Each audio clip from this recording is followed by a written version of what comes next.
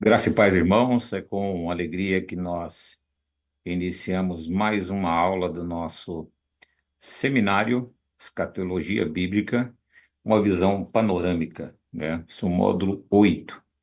E com alegria que nós iniciamos mais esta etapa, nós já estamos chegando ao final do seminário, só mais algumas aulas, e depois das aulas, nós vamos disponibilizar uma apostila e também um questionário para aqueles que tiverem interesse de preencher o questionário e também de ter a apostila.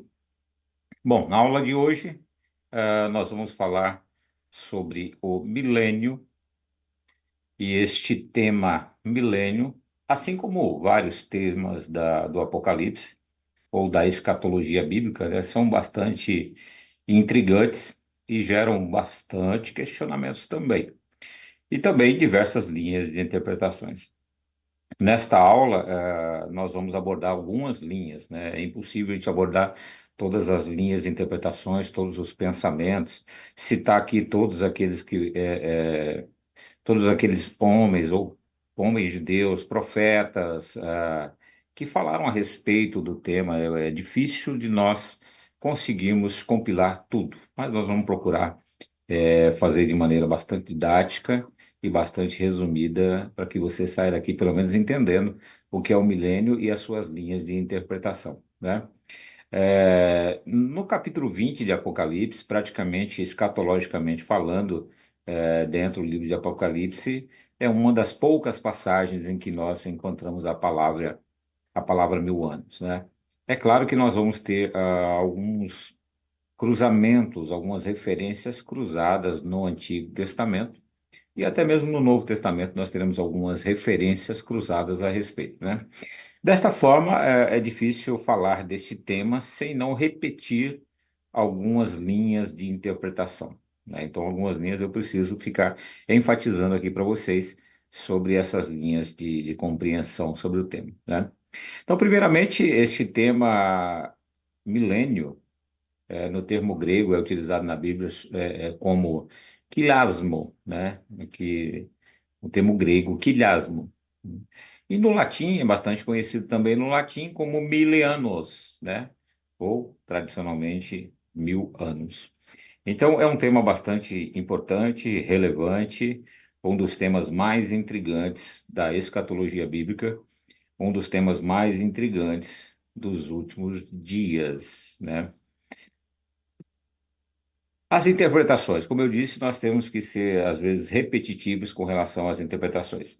Assim como no período da grande tribulação, nós falamos a respeito do pré-tribulacionismo, mid-tribulacionismo e pós-tribulacionismo, aqui nós vamos também falar algo muito parecido.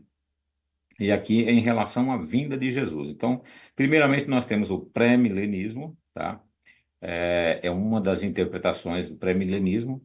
Depois nós temos pós-milenismo e o amilenismo.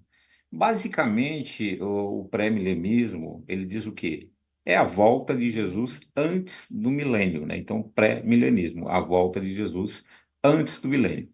Este pré-milenismo também, ele traz algumas ramificações ou outras interpretações. Por exemplo, o pré-milenismo histórico, que diz sobre a volta de Jesus antes do milênio literal, mas eles não veem com muita perspectiva e não acreditam muito nos relatos, se no Antigo Testamento havia algum relato sobre a graça.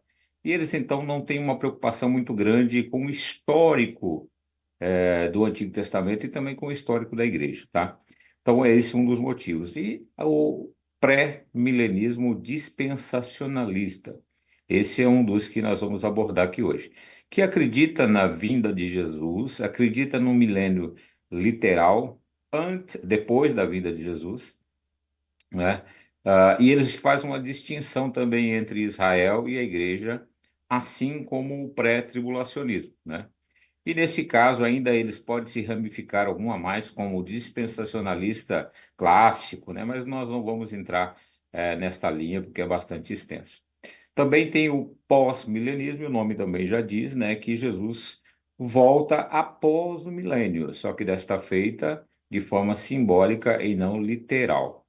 E tem o amilenismo, né? Que é um milênio já se iniciou a partir da vinda de Jesus, né? E, na realidade, esse amilenismo aqui, esse prefixo a aqui, não diz muito respeito ao amilenismo, porque eles acreditam num período, né? Então, não é totalmente radical desta forma, né? Então, essas são as principais linhas de interpretação a respeito do milênio, né? E dependendo da linha de interpretação, nós teremos referências bíblicas distintas, né? Da forma que nós já vimos aqui anteriormente, também nos outros temas que nós abordamos. E eu quero começar aqui falando de um tema que é o pré-milenismo, né? Esse é um dos temas mais abordados. E também o pré-milenismo é uma interpretação da maioria dos crentes pentecostais, tá? Então, essa linha interpreta que no julgamento das nações, Jesus veio julgar aqueles que, de certa forma, eram inimigos de Israel, momento em que o anticristo e o falso profeta são lançados no lago de fogo e enxofre, né? E enquanto isso, o diabo é preso. O diabo é preso por uma finalidade, por um propósito ainda, para este tempo, né? Então, nós vamos abordar aqui alguns pontos principais a respeito desta escola pré-milenista, também uma escola bastante questionada, mas também uma escola bastante aceita, principalmente, como eu falei, pelos pentecostais, tá? O primeiro aspecto aqui do pré-milenismo é que eles acreditam em um governo de Jesus, ou seja, nós podemos dizer em um governo teocrático. E uma das bases está em Zacarias, no capítulo 14, verso 9, que diz: E o Senhor será rei sobre toda a terra. Naquele dia o Senhor será um Senhor e um será o seu nome. Então, eles acreditam, de forma literal, um reinado, de Jesus aqui na terra. Se nós pegarmos o Salmo 96, do verso 10, 11, 12 e 13, parece extenso, mas eu vou ler para a gente entender. Diz assim: Dizei entre as nações, o Senhor reina. O mundo também se firmará para que não se abale, e ele julgará todos os povos com retidão. O verso 11 diz: Alegre-se, ó céus, regozije-se a terra, brame o mar e a sua plenitude. O verso 12 diz: Alegre-se o campo e tudo o que há nele. Então regozijarão todas as árvores do bosque. E o verso 13 diz: Ante-afate-se do Senhor, porque vem a julgar a terra, julgará o mundo com justiça e os povos com a sua verdade.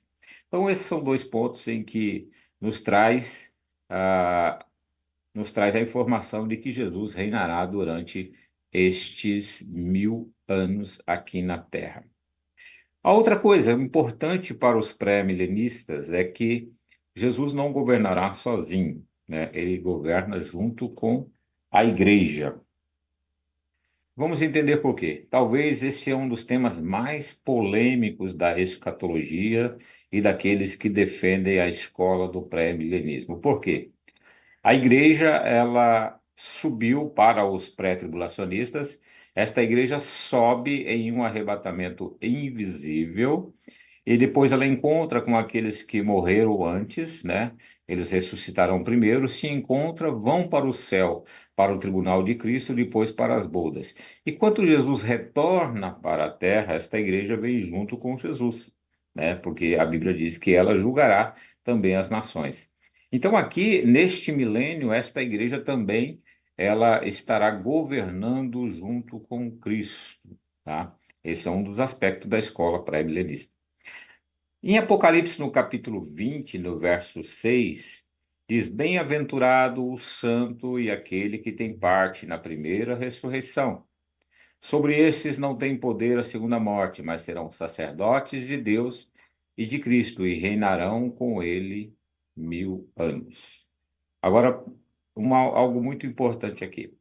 Neste aspecto, também se insere dentro destes que governará com Jesus aqueles que foram os mártires da grande tribulação, ou seja, aqueles que não aceitaram o sinal da besta nem na testa e nem nas suas mãos. Então, estes também estarão governando com Cristo aqui na terra.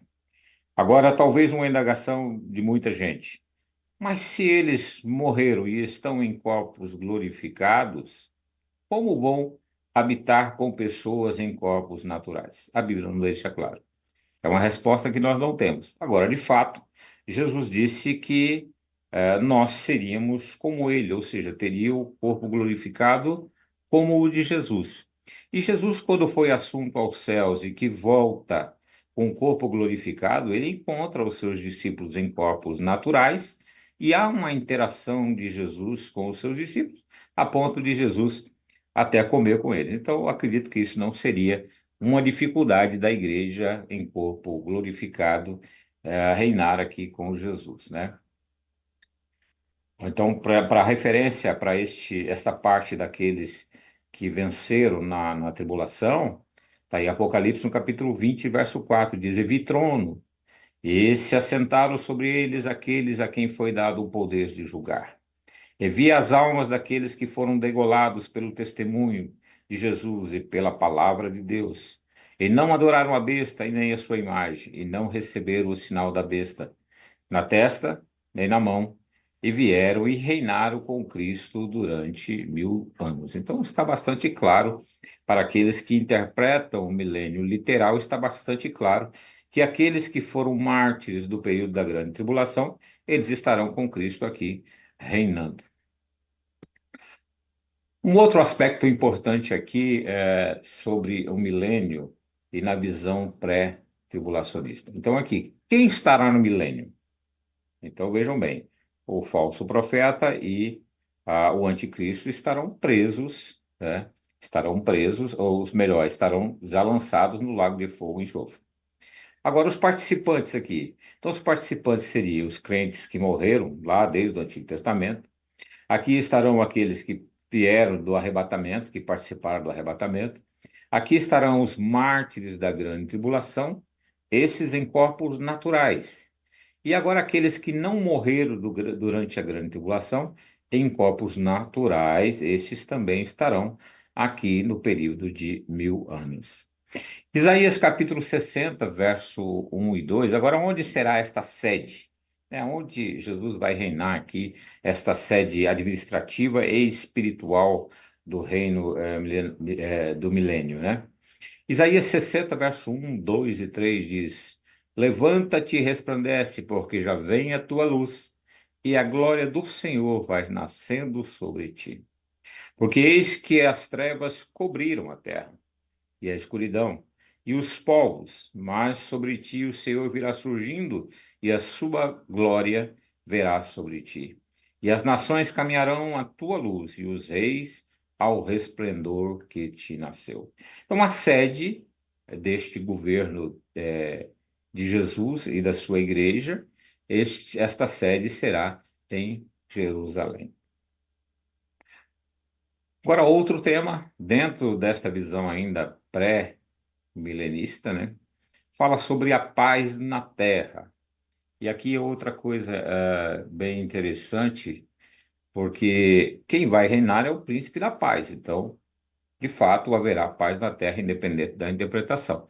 Isaías, no capítulo 9, do verso 6 e 7, que é uma passagem bastante conhecida, né?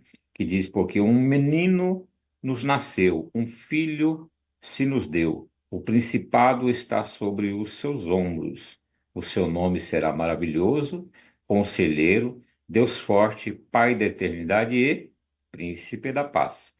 E ainda diz assim no verso 7: Do incremento deste principado e da paz não haverá fim sobre o trono de Davi e no seu reino, para firmar e fortificar em juízo e em justiça desde agora e para sempre. O zelo do Senhor dos Exércitos fará isto. Então, este reino será um reino de paz, né?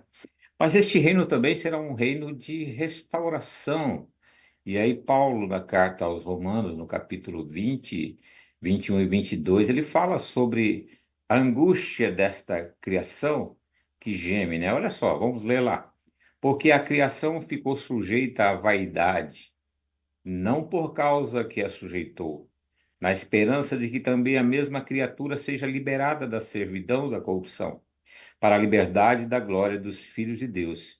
Porque sabemos que toda a criação geme e está juntamente com dores de parto até agora. Então a criação geme. E por que que esta criação geme? Se nós buscássemos a história desta criação, lá em Gênesis, no capítulo 3 no verso 17, veja bem, após a queda do homem, quantos processos passou a natureza? Produção de espinhos e de cardos, a ferocidade dos animais, a cadeia alimentar dos animais, a degradação feita pelo homem, né, através de desmatamento, poluição, a utilização de agrotóxicos e muitas outras coisas. Veja que em Gênesis capítulo 3 era diferente esse processo, mas ele muda. E aí a Bíblia diz assim: e disse Deus então a Adão: porquanto deste ouvido à voz da tua mulher, e comeste a árvore que te ordenei, dizendo: não comerás dela? Aí a sentença vem para a terra: maldita é a terra por causa de ti, comerá com dor dela todos os dias da tua vida. E no verso 18 do capítulo 3 diz: espinhos e cardos. Cardos aqui são plantas pontiagudas com folhas espinhosas. E também te produzirá e comerás erva do campo.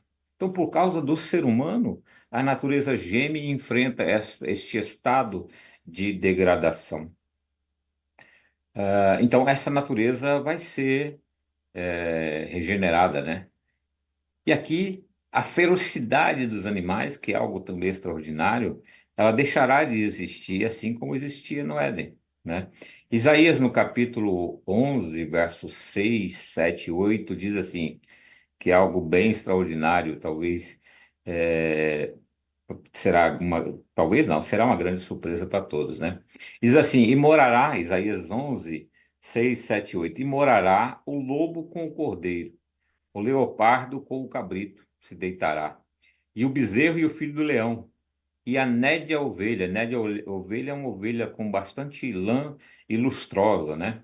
Viverão juntos, e o menino pequeno os guiará. No verso 7 diz: a vaca e a ursa pastarão junto, e os seus filhos juntos se deitarão. O leão comerá palha como o boi. E no verso 8 diz: e brincará a criança de peito sobre a toca da áspide, da toca de uma serpente venenosa, né? E já o desmamado, uma criança também pequena, vai meter a mão na cova do basilisco, ou seja, é uma espécie de serpente venenosa, que vive em covas. Então nós vemos aqui, não haverá a ferocidade dos animais, que hoje nós vimos aí nas florestas, né? Ou pelo menos em grande parte delas, né? Os alimentos. Os alimentos também, neste período, estarão livres de agrotóxicos, né? Porque os rios estarão despoluídos. A população mundial será bem menor, porque muitas delas já foram dizimadas, né? Até o dia da Guerra do Armagedon, já foram muitas dizimadas.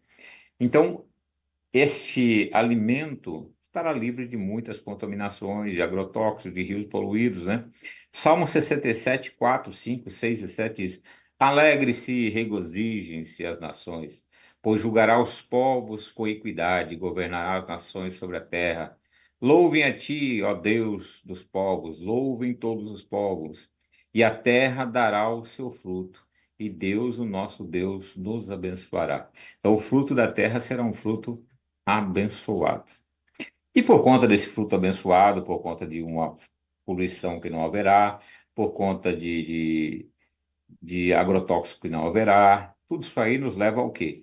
A uma saúde, e a saúde nos leva a ter mais anos de vida. Isso aqui nós estamos falando tudo dentro da linha pré-milenista, tá?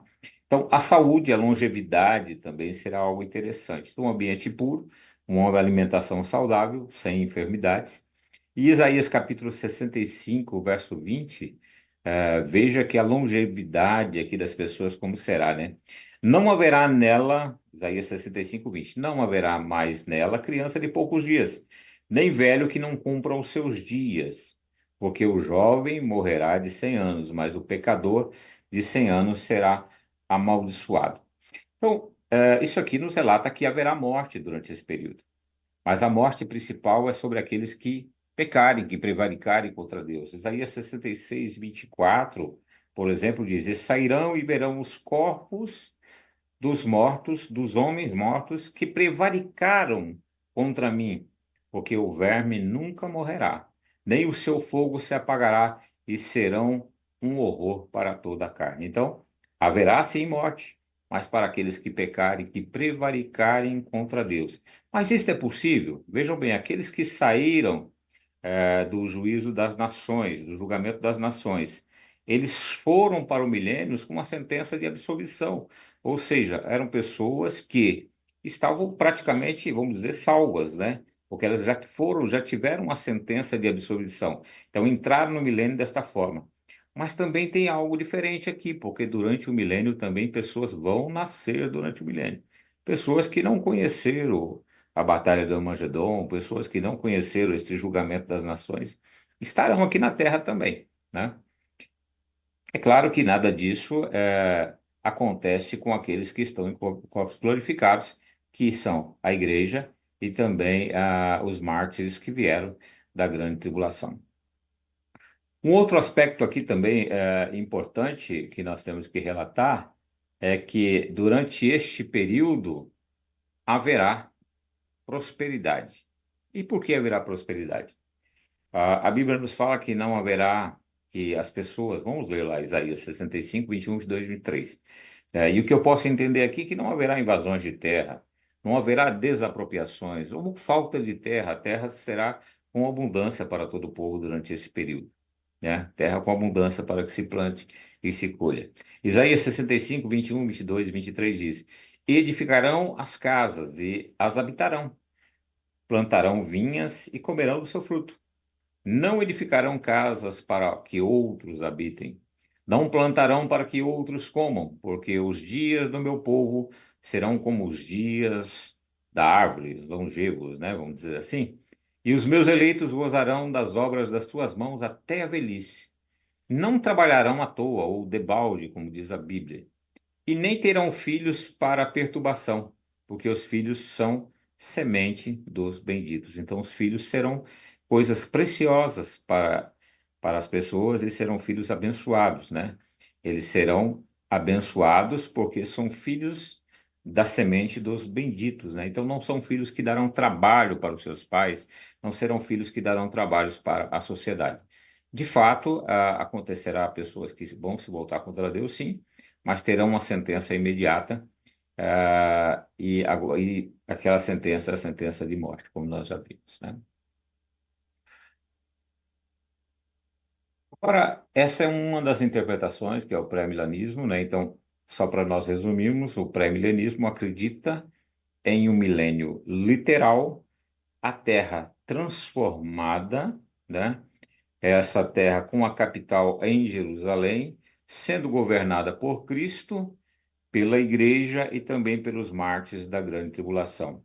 Os mártires da grande tribulação e a igreja estão em corpos glorificados, enquanto aqueles que vieram lá do Armagedon e que passaram pelo juízo das nações estarão em corpos naturais, sujeitos sim à, à morte e também até ao pecado. E também durante esse período, pessoas vão nascer durante este período. Lembremos que aqui, nesse aspecto, o diabo estará preso, né? O diabo estará preso. Agora, de qualquer forma, antes de falarmos aqui do pós-milenismo, de qualquer forma, não interprete que o diabo estará acorrentado, concorrente com alguns cadeados, não. Isso sim é simbólico, né? Ele estará impedido de agir, né? Essa prisão aqui, ele estará impedido de agir, né? Durante esse período de 1000 anos. Por isso, a Terra começa a se regenerar. Agora vamos falar do pós-milenismo, né? E aqui é algo também bastante interessante, e nós estamos falando aqui quando esse prefixo aqui, pós-milenismo, já indica que Cristo voltará depois do período do milênio, né? Eles não acreditam no arrebatamento invisível para arrebatar a igreja, ou seja, são os pós-tribulacionistas, né? Agora vamos ver alguns aspectos dessa escola do pós-milenismo. Primeiramente, o pós-milenismo, ele fala de um período simbólico, né? Ele não fala exatamente de 1.000 anos, mas um período de tempo que não necessariamente são 1.000 anos. Por isso eu coloquei esse reloginho aí, dourado, rodando, porque eles não acreditam num período literal de 1.000 anos. Eles acreditam que é um período de tempo e que tudo que acontece nesse período é um período, são coisas simbólicas, né? Eles acreditam também que não há literalidade nas profecias ainda não cumpridas, como as relatadas aqui em Apocalipse 20. Então, é um milênio simbólico e tudo o que acontece ali são símbolos e que este milênio ele só vai acontecer, ou seja, ele indica que Cristo volta depois do milênio, né? Quando o pré-milenismo acredita que Cristo volta antes. A outra coisa é sobre paz e segurança. Aqui nos diz o seguinte: o pré-milenismo ou pós-milenismo acredita que a igreja já está vivendo há mais de 2.000 anos um reino e que esta igreja é responsável pela paz e justiça. De que forma? Através da pregação do evangelho, que atinge um estado de paz, segurança, amor, bondade e conhecimento de Deus. E um dos aspectos que eles interpretam é a passagem de Jesus no capítulo 12, verso 28 e 29 de Mateus, que diz: Mas se eu expulso os demônios pelo Espírito de Deus, é conseguintemente chegado a vós o reino de Deus. Então, aqui eles dizem, neste momento, Jesus está dizendo: o reino de Deus já chegou, né? Eu também acredito que o reino de Deus já chegou, mas não chegou ainda na sua plenitude, né? Nós estamos vivendo o reino de Deus, mas não na sua plenitude. E aí no verso 29 diz assim: Ou como pode alguém entrar em casa do homem valente e furtar os seus bens se primeiro não manietar o valente, saqueando então a sua casa? E a outra coisa que ele diz aqui, a interpretação aqui é que o diabo já está preso a partir de Jesus, a partir da primeira vinda de Jesus, o diabo já estava preso, né, com referência aqui ao verso 29, que diz que não daria para entrar na casa do valente e furtar os seus bens, se não aniquilasse o valente. O valente aqui seria o diabo, né? Então, eles entendem que estão vivendo já este período que nós dizemos milênio, mas que eles dizem que pode ser simplesmente um período, e que o diabo já está preso, ou seja, a força do diabo ela já está aniquilada, né? Para os pós-milenismos também, para o pós-milenismo também, fala-se de um novo Éden. Agora, como seria restaurado este novo Éden, né? E na interpretação do pós-milenismo, tudo isto, a ausência de assassinatos, a ausência de roubos, tudo isso o pós-milenismo interpreta que é um sucesso da visão missionária e da pregação do evangelho que vai aniquilando as coisas ruins, né? E por conta disso, inclusive, este Éden original, ele começa a ser restaurado. É como se o mundo começasse a ter uma nova consciência através da transformação do Evangelho que precede a segunda vinda de Cristo, tá? Então eles interpretam que o reino já começou, que o diabo já está preso, aniquilado as suas forças, isto por conta da força do Evangelho, que cada vez ganha mais espaço, e esta força do Evangelho, as pessoas se convertendo, o mundo vai ficando melhor, com mais amor, com mais paz e mais segurança, tá? Isto, de fato, o Evangelho traz transformação, isso nós temos que entender. Mas Paulo, quando escreve a Timóteo, ele diz que nos últimos dias eh, teríamos muita coisa ruim pelo mundo, homens amantes de si mesmo, avarentos, tal, e todo um histórico que Paulo relata a Timóteo, né?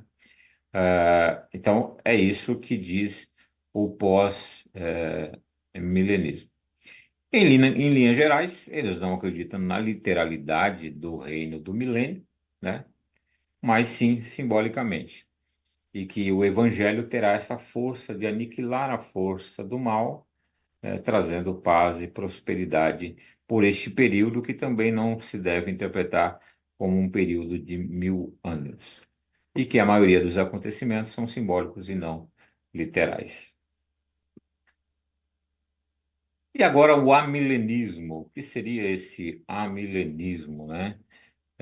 Primeiramente aqui, quando nós... E só para lembrar, no pós-milenismo, todo o processo ele é gradual, ele não acontece de uma vez por outra, porque o evangelho também ele é pregado gradualmente, né?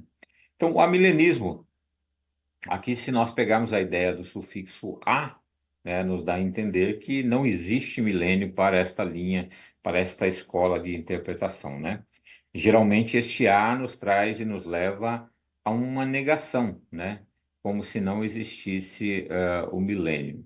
E aqui eu coloquei o Salmo 84:10, porque a forma que os amilenistas interpretam é que é um sentido figurado das coisas, né? E lá no Salmo 84:10 diz: Porque vale mais um dia nos teus átrios do que em outra parte 1000. Preferia estar à porta da casa do meu Deus a habitar nas tendas da impiedade, né? Então, esta é a forma que os amilenistas interpretam este milênio. Então, mais uma vez, como o pós-milenismo, de forma simbólica, também acreditam que este milênio começou lá atrás, desde a primeira vinda de Jesus, mas tudo isso de forma simbólica, e que também interpretam que Satanás está preso, né? E que ele está preso por toda a era do Novo Testamento, mas não completamente preso, para os amilenistas, não completamente preso. É, ele só está preso para que não engane as nações e o evangelho e os gentios venham se converter. Então, ele tem uma finalidade da sua prisão. Está preso para que o evangelho seja pregado e que ganhe força na conversão dos gentios, daqueles que não aceitaram Jesus ainda, né? Então, esta é a visão do amilenismo também completamente simbólica, e que interpretam aqui que o milênio já está aí, né? Então, não deixam de acreditar neste período, mas não como 1000 anos, mas sim como um período simplesmente. Por isso eu coloquei esse reloginho aí correndo bastante, para nós entendermos esta visão do amilenismo, né? E aí, então nós já vemos aqui que, e aí neste período aqui, é interessante nós fazermos agora uma reflexão, né? Então nós já temos o pré-milenismo que acredita no milênio literal, né? 1000 anos aqui na Terra, reinando em um mundo de paz, onde nós colocamos a imagem lá, o leão e o cordeiro junto, as crianças vão pegar na áspide, né? E um reino de paz realmente. Agora, passando esses 1000 anos de paz, né? E volto a dizer aqui, quando nós falamos que o diabo é acorrentado, que com cadeias e tal, é claro que algumas coisas nós interpretamos também de forma simbólica, né? Porque é aniquilar o poder do diabo, né? Se aniquilar o poder do diabo, simbolicamente nós interpretamos aqui que ele está amarrado e acorrentado, né? E até as imagens que eu coloco aqui, às vezes são um pouquinho pesadas as imagens, mas elas também é a forma de símbolo, né? São símbolos de interpretações, né? Então não leve muito ao pé da letra no sentido das imagens que eu coloco aqui. Mas também nem tudo é simbólico. Nem tudo é simbólico. Nós temos várias coisas que são literal. E o que acontece então quando chega o período destes 1000 anos? Então, Satanás está preso, a besta e o anticristo estão no lago de fogo e enxofre. Satanás está preso para que não venha tentar as nações. Mas depois destes 1000 anos, Satanás é solto, né? E ele é solto para quê? Ele vem para tentar as nações. Olha só, mas como é difícil interpretar isso, já que estão vivendo aqui em um reinado de Cristo, estão vivendo em um reinado de coisas boas, e mesmo assim Satanás vai vir tentar, e alguém vai acreditar, sim. Pessoas vão acreditar em Satanás, mesmo vivendo em um mundo governado por Deus, e mesmo vivendo coisas boas aqui na terra, né? Apocalipse 20, verso 3. Diz: E lançou no abismo, ali encerrou e pôs selo sobre ele, para que não mais engane as nações até que os 1000 anos se acabem. Então, passando os mil anos, aí, e depois importa que seja solto por um pouco de tempo. Conforme nós falamos, o pós-milenismo acredita que ele está preso, está aniquilado, desde lá de Mateus capítulo 12, verso 28, né? O amilenismo e também o pós-milenismo acredita que ele já está preso, ele não tem força para impedir o sucesso do evangelho. De fato, o sucesso do evangelho ele não consegue impedir, ele já é um derrotado. Mas nós sabemos que existem nações, né, endurecidas para que se pregue o evangelho. Nações de governos autoritários impedem a propagação do evangelho nessas nações. Então, de fato, nós precisamos raciocinar e ver se realmente esta força está aniquilada ou não, né? Para os pré-milenistas, o diabo está preso somente durante o período dos 1000 anos. Então, esse reloginho rodando aí bastante é porque eles não acreditam na literalidade e não acreditam que exista realmente um tempo de 1000 anos, mas sim um período apenas, né? Simbolicamente. E aí, a conclusão?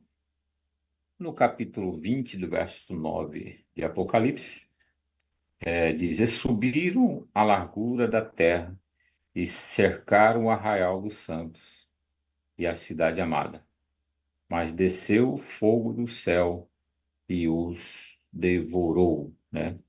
Aqui também é algo interessante. Nós vimos lá na batalha do Armagedon que Jesus ele desce e peleja contra os exércitos dominados pelo dragão, né, como mentor do dragão. Ele reúne os reis que tinham no seu conceito a grande prostituta a Babilônia, se reúne no vale do Armagedon, todos contra Israel, todas as nações contra Israel, e ali o Senhor desce montado em um cavalo branco para pelejar. E eu entendo que esta peleja não era só de armas, porque também diz que os demônios subiram para esta peleja. Então, essa peleja, além de armas, esta peleja também era uma peleja espiritual, né? Então, Jesus desce e vem pelejar ali no Vale do Armagedon, e ali Jesus derrota todos aqueles inimigos, né, juntamente com ah, esses reis, esses inimigos, junto com aqueles demônios, Jesus derrota.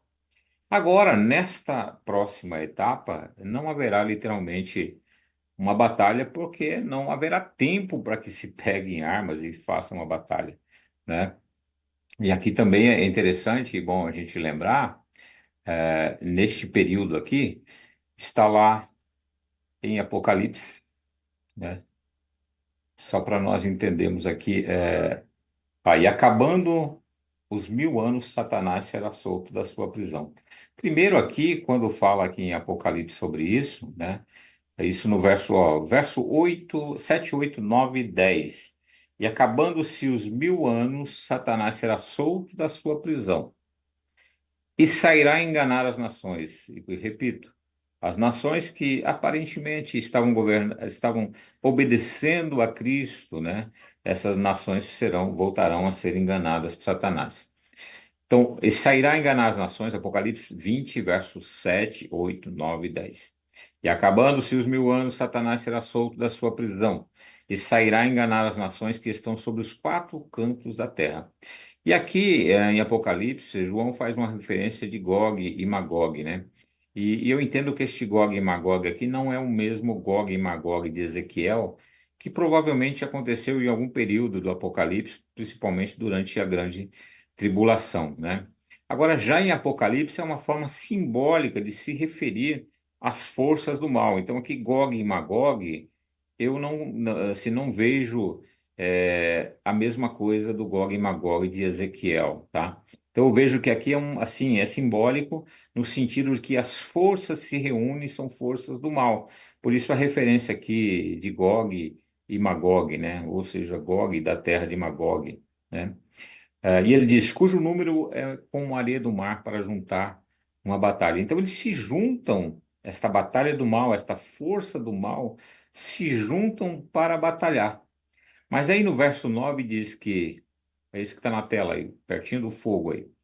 No verso 9 diz, e subiram sob a largura da terra e cercaram o arraial dos santos e a cidade amada. Mas aqui não há nenhuma esperança e expectativa para esses que subiram, porque desce o fogo do céu e devoram a todos.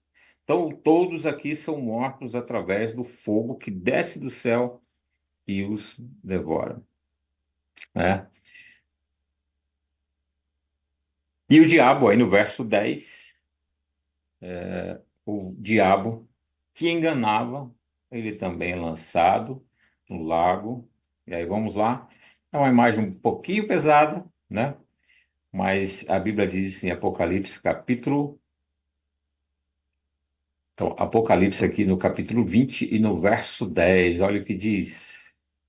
Essa imagem é pesada mesmo, irmãos. É uma imagem bastante pesada, mas simbolicamente é o que nos podemos interpretar, tá? E o diabo que enganava foi lançado no lago de fogo e enxofre, onde está a besta e o falso profeta. E de dia e de noite serão atormentados para todo o sempre. Então aqui o diabo, ou seja, o dragão, a antiga serpente, né? Agora se juntam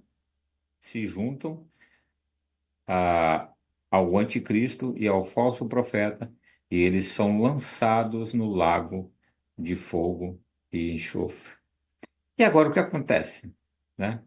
Agora o que acontece é que depois de tudo isso concluído, aquelas pessoas depois do milênio que foram rebeldes, que se juntaram ao diabo, já foram queimadas pelo fogo. Agora o diabo, né, a antiga serpente, mais o falso profeta e o anticristo também são lançados, né, no lago de fogo e enxofre. E agora haverá um tribunal, né? Este tribunal não é o tribunal de Cristo, aquele para os galardões. Este tribunal não é o tribunal que fala do julgamento das nações, que na realidade não eram nações, mas individualmente cada pessoa.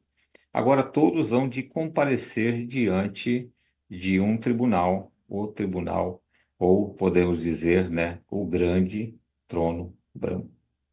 E é neste tribunal que aqueles que já morreram vão ressuscitar e todos vão ter que comparecer diante do grande trono branco, né? Então, para nós concluirmos aqui, eu espero que vocês tenham entendido.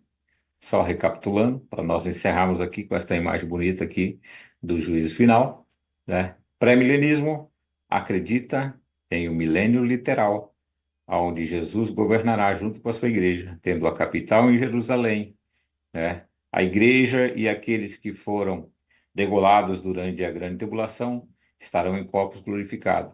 Mas aqueles que saíram do Armagedon, sobreviveram à grande tribulação, saíram do Armagedon e foram julgados no julgamento das nações, estarão em corpos naturais.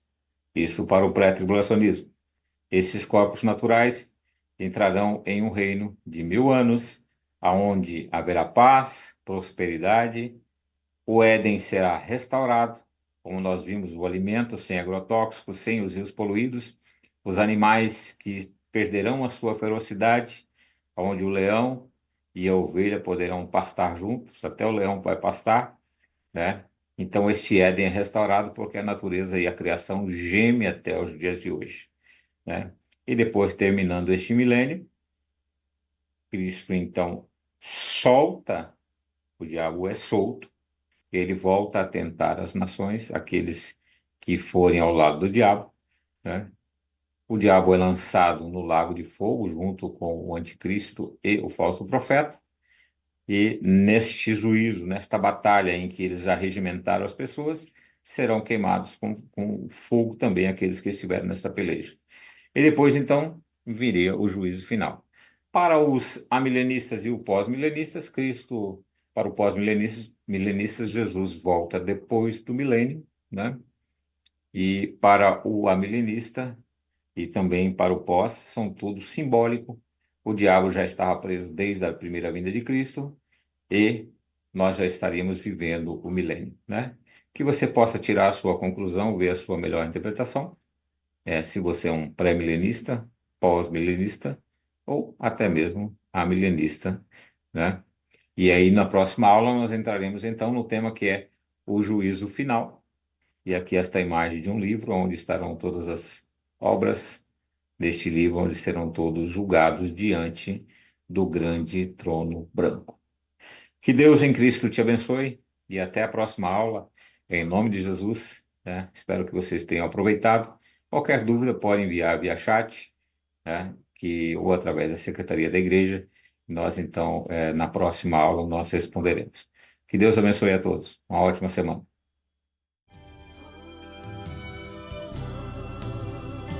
Quem está disposto a ser um vaso novo?